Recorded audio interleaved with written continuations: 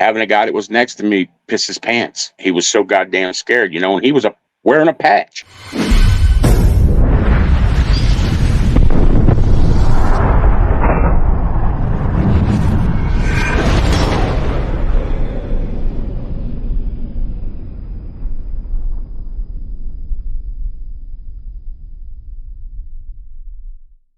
Welcome to this episode of Chattin with Staxx. I'm your host, Bill Staxx, and today I got PeeWee, Goldsmith, and Repo Rod.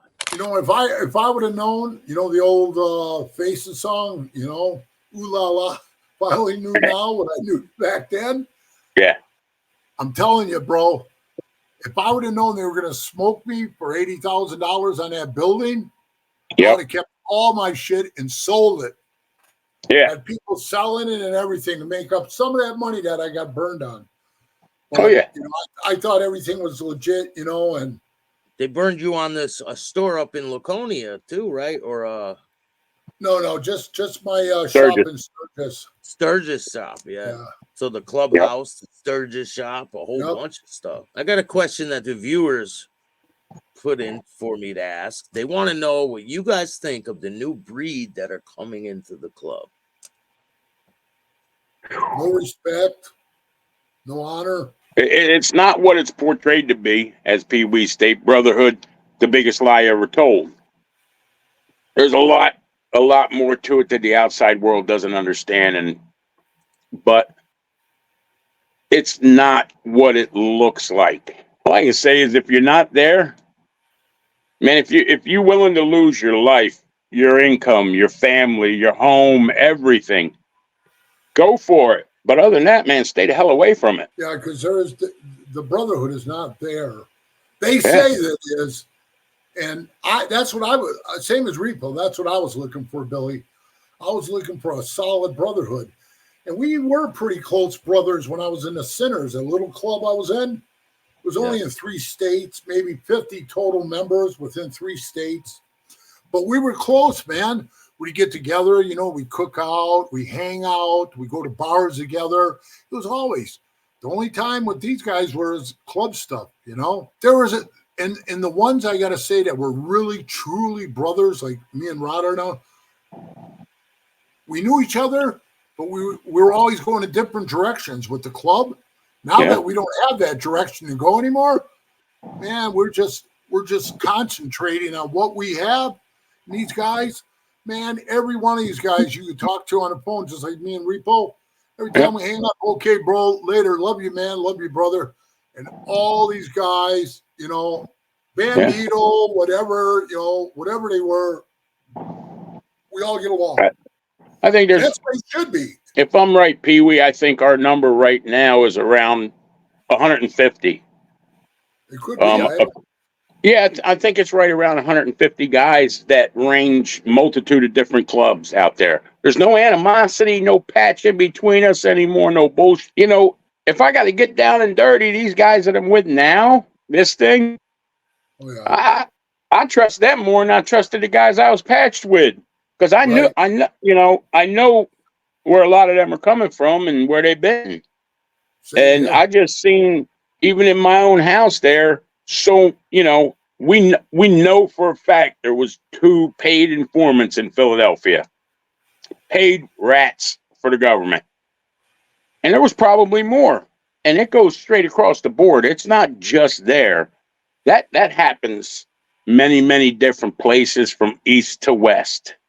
A guy gets, there's no heart like there used to be, man. You got a case, you suck it up, you eat the time, you come out, and you move forward. Now they get pinched for like a 1 to 3 year. They start to tears, crocodile tears are going.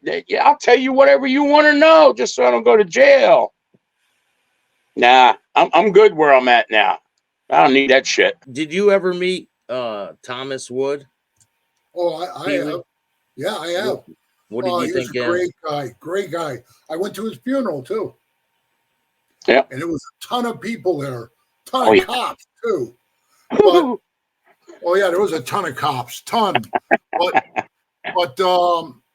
Tommy, man, he was a great dude, man. I got pictures of him with the other guy standing around the fire barrel in front of the New York clubhouse. You know what I mean? Back when they were prospecting. I swear to God, and those guys, when they were hanging out there, I always Staxx. I would always walk outside. Hey, man, what's going on?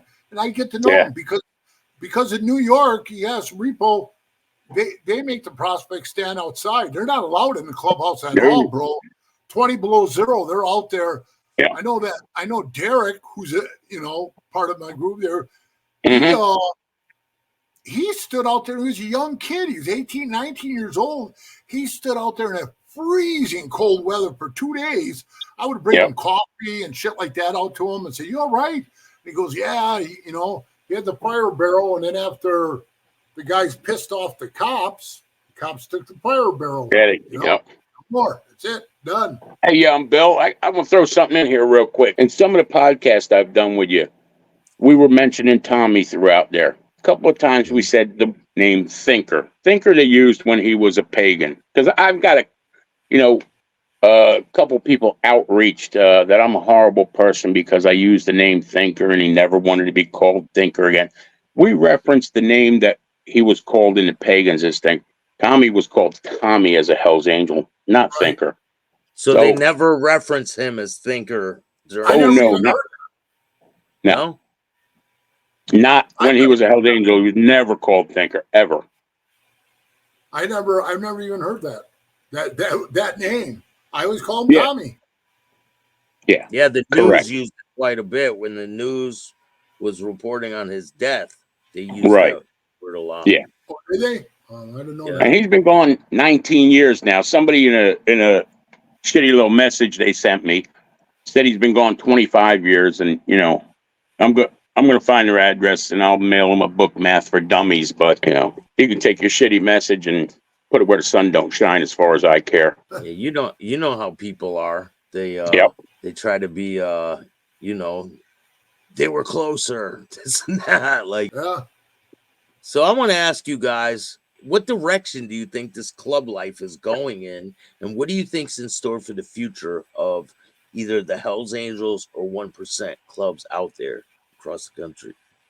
I think across the board that they really got to clean up and tighten up, and it's just all these new ways that they use different laws against you, terrorist laws that were never written to be used against an American citizen. They utilize that to jam somebody up and jam multiple people up, jam a whole charter up, and it's going to break things down. And the wars got to stop, because that's really going to demise the clubs across the board. And that goes for all the clubs. You got to clean up, tighten up, and stop the wars, which, people are people. I got to say that it's not that the club is going and instructing you to go out and have a war with this one club, but you got to be better people with one another, and or you're going to deteriorate everything. And some of the new guys that are coming in, I can tell you numerous times, man, listening to the bullets flying, and having a guy that was next to me piss his pants. He was so goddamn scared, and he was wearing a patch, pissed himself, and cried like a 2-year-old. Man, you need to go home, because if you're scared, you're not in the right place. You never know what could happen. And you never know who's around you, right, bro? Right. I mean, some of these guys standing around you, you're looking at them like, hey, like what Rod said before, us guys now, I would hesitate in a minute to get down or do whatever. And I know they'll jump in. Some of these other guys, when I was in the club, I even had them in my charter. Some of the biggest, I thought they were cool kids. They were kids. You're trying to bring these people in, and you think, oh, I'll change them. I'll better them. I'll mold the kid, make him right. And I had this kid named Brandon. He was he thought he was a tough guy, but he wasn't. He was a big pussy. And then, like I said, I had one guy I found out he, cross dresser. I mean, you could go on and on, So wait. What happens when you find out one of your members is the cross dresser? What happens? Well, I didn't know it until like after, the charter was shut down and I already quit. And I went to prison. He went to prison. And I saw him after we got out of prison and stuff when we were talking. And he says, he says to me, yeah, man, when I first walked into the cell, my cell, he was laying on the top bunk and he was a big dude, right? And he said he's all, I seen the guy, he called him Animal too. He was in there for a double homicide. And when cross-dresser walked in there, he said, hey, I just want you to know as soon as you get situated here, I'm going to fuck you, And I looked at the dude and he tells me this and I go, what'd you say? He says, I told him, hey, I don't play that. I don't play that. Now I know somebody where he was staying, he lived, and then he found in the garage a box of like women's underwear, dresses, dildos, all this shit, right? I don't know, he's ramming up his own ass, dressing up like a woman, the whole thing, man. So he tells me then when he went to the shower, there was this big black dude standing by the shower, and he told me, yeah, I'm going to get some of that.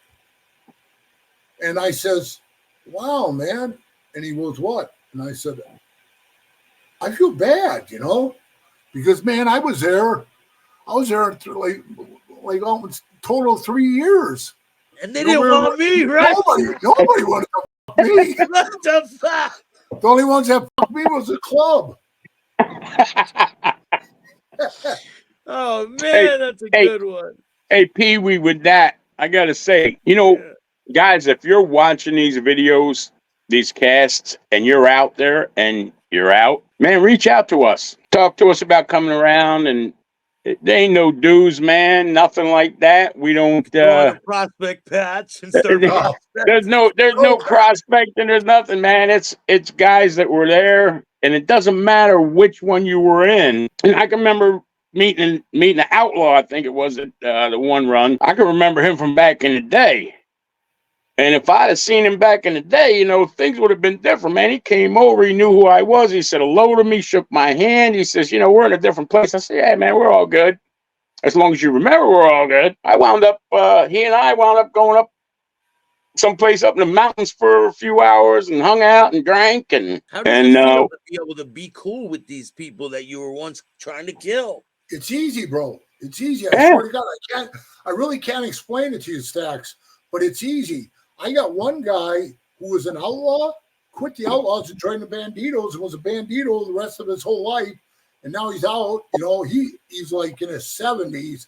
But yeah, he comes and he sends me stuff from everywhere. He travels around on his bike. And he's a super cool guy. It was like in Little Rock, Arkansas. And he hits me up and I just tell him when the party is and he comes to it. He's not on Facebook or anything like that. That's what's hard, You got to be on Facebook, and you find me or something. I accept you as a friend, and then I can add you. Yeah, that's where it is. Little Rock. Repo. Little Rock. Little Arkansas. Rock. That's where you have the runs. No. I have them at my house.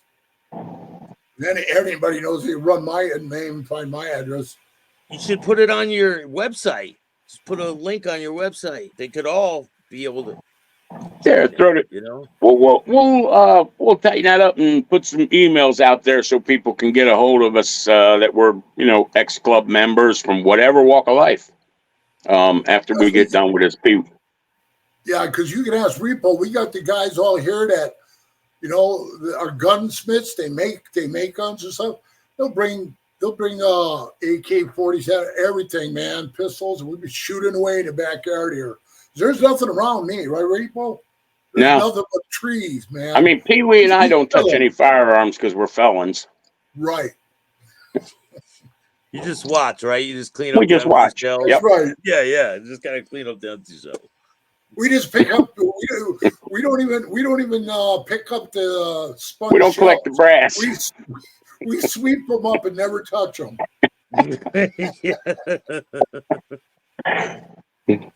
So what's in it for the future for you guys?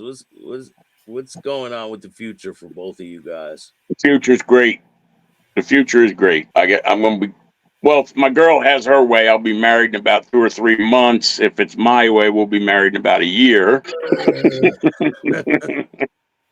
Just give me a good notice, bro, so I can make it. Oh, absolutely. You know, we're going to move from where we're at now, and which is it's a great thing because I've already got tight brothers right where we're going to be going. It's going to be really, really a good life, man. Like, you know, I finally got a good girl I'll put it this way, an old lady that knows how and when not to open her mouth. Back in the club life, they were far and few in between. You know, I've said that in the cast I did with you before, Bill. I seen dudes get beat up, thrown out because of their old ladies, because their old ladies believed they wore a patch and that they could dictate how things took place. And If I were the president, she said. yeah, that was out in front of the Philly clubhouse one night. We were leaving, I think, to go up to the Connecticut Nomads, and we're inside, and that was even before Tommy got murdered. There was one that sat out there. I won't mention her name, even though I know it, unless you keep sending me shitty messages. Well, if I was the president, we wouldn't sit out here for hours before we went to a party. And then I think it was another 2 hours that they sat out there before they left because of what she had said. It serves her right? Oh, yeah. PeeWee, how shocked were you that Rod showed up to BA's? I was shocked because I knew he set out when he called me. He said, "Hey, I'm leaving right now," and he was leaving in his car. I was thinking, man, it's taking him a long time. So I got a room. When I got there, I said, he's gonna be tired. I got a room with 2 beds, and I knew he was set when he got there. You know, if he did or if he didn't, I still had the room. But man, he turned around and went and got his motorcycle, came back. Yeah, the car shit the bed, right? Car shit the bed. Man, dude. Yeah. And then, you know, it was weird because one of the old Michigan members, Jay, I saw this guy Sonny, and me and Repo. It was good. See, and I still talk to those guys. I still do. Send that funeral. And Jay brought me his bike, one of his bikes, and I was riding his bike. Yeah. And man, dude, we left for the funeral in the morning. It was sunny, hot. My head got burnt really bad. Oh yeah, it was warm. Yeah, and I mean, my head was glowing like a tomato. And we were flying down this back road, these country roads. Bro, all I had was sunglasses. You know, I couldn't get a pair of clear glasses. So I got the shades on, man. I'm trying to like lift them up so I can see. I remember when we were riding, we were hauling ass. And I was up front with this guy that was showing us which way to go, because obviously, we're not from there, Michigan. So this guy's taking us down the back roads. He's leaning over talking to me, he's yelling something to me. And I'm looking straight, and I could barely see, like I said, out of glasses. Bro, I saw the biggest fucking raccoon run across the road. And he just missed it. He just missed it. It just like cleared his tire. And I looked, and he didn't even know it. I thought to myself, man, that would have been my luck. His bastard would have crashed into me, Yeah. Because like Repo says, we get used to riding with each other. And we know how we ride. This guy I was riding next to was irritated me, It was just a matter of time before I was going to get up and smack him one, Oh, man. Yeah, it was bad.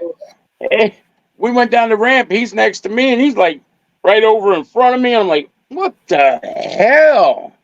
Yeah. If I didn't get over in the shoulder, he came over right into where I'm at. I'm like, I'm looking at PeeWee like, what the hell's this guy doing? He can't ride. You got to keep formation, right? Right. And he was trying to show off, like, I had a fast bike or whatever the hell it was. Yeah. I was just trying to see and stay alive, bro.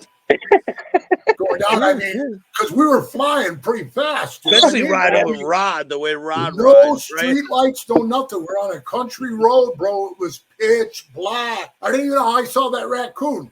I think I saw that raccoon from everybody behind these headlights. I saw that raccoon, yeah. But yeah, the club, the club itself, it's just changing in a bad way, I had no animosity toward them or anything like that. I mean, I'm pissed off they ripped me off on that shop. But I'll deal with that the way I got to deal with it. But other than that, I was happy being a Hell's Angel and shit. I just didn't like it when I started seeing the way it was changing. It was changing for the worst, And now, I mean, it's probably as bad as it's. I hope as bad as it's going to get, and don't get any badder. Yeah. What do you think about them throwing out Chuck Zito out bad? I say, who cares? Did you ever think it would happen? No, because he's pretty much up their ass all the time, Yeah. That's why I cut my ties with him. With Chuck? Yeah, he came over. We went out to eat and stuff, and he's, hey, when you ran this city, man, you had the city under control, PeeWee. It was all you, Now look at this shithole, and then they tell him, hey, don't go talking to PeeWee anymore, or you can't come around. And boop, that was the end of that. Which I was happy, I was thinking, now he can join your. Now he can all join that your ass club. kissing. All that ass kissing he did was for nothing. Yep. Yeah. All that Botox in his lips and shit. What a waste. Now he can join the Facebook group. Right. He's out bad. I don't think so. He's out double bad with us. Yeah, he's out of that group too, right? Yeah. He's not allowed. Right. Well, this is great. I'm gonna have you guys on again. Alrighty. Yeah, we'll chop it up. This has been a really great one. People are gonna enjoy this one. Cool. Thank you guys for joining me. I appreciate Talk to y'all soon. And make sure you go check out PeeWee's book, Brotherhood, The Greatest Lie Ever Told. PeeWee Charles Goldsmith. Thank you guys. You got it. Have a good night. If you guys like this show, hit the like button, subscribe, hit the notification bell so you can get my videos every time they drop. And if you don't like the show, too fucking bad, start your own podcast.